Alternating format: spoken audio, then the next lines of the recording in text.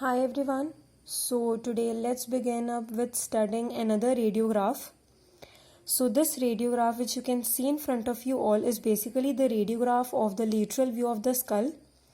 So let's get started up with studying what all these points marked on the radiograph correspond to. Point number 1, the blackened out region basically corresponds to the frontal ear sinus. Now because this is ear sinus, so this is radiolucent. Point number 2 is the orbital roof, that is the roof of the orbit. Basically, in an original skull, this is the orbit, and this rounded opening which you can see is basically the base of the orbit, such that the apex of the orbit is directed inwards.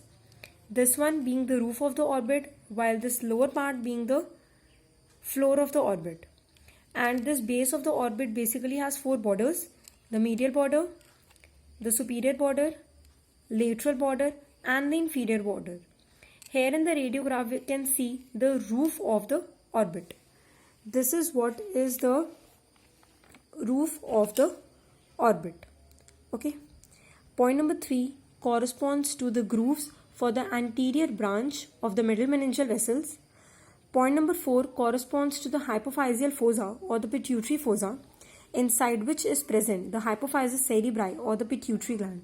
See, this is the original skull, and in the original skull, this depression which you can see, this one, this depression, this is basically the pituitary fossa. Okay.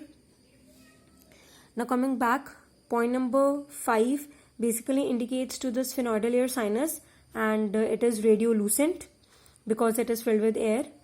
Point number 6 corresponds to the dense shadow of the petrous part of the temporal bone. In the skull, this thickened out portion which you people can see is basically the petrous part of the temporal bone. And if you remember, in this was the previous radiograph we studied, and I told you that point number 1 indicates crista galli, while point number 11 indicates the cribriform plate.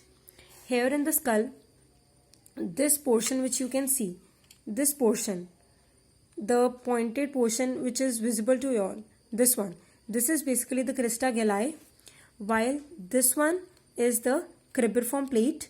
Both of these are the parts of the ethmoid bone. Okay.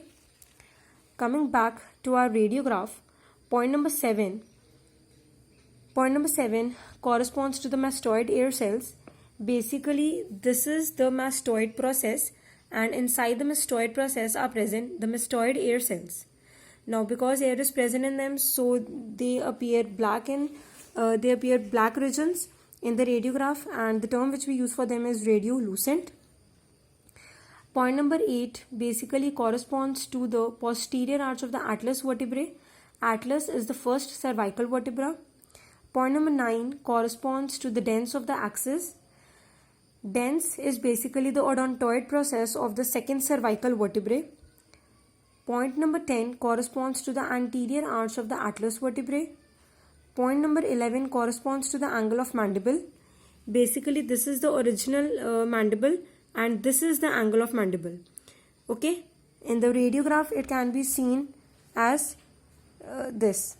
Point number 11 corresponds to the angle of mandible. And point number 12, as can be clearly seen, is blackened out portion, is basically the maxillary ear sinus filled with air. So this was about the lateral view of the skull. Okay. So if you liked my video, so do press on the like button, and also subscribe to my channel Fundamental Studies, and hit on the bell icon for latest updates and notifications. Thank you.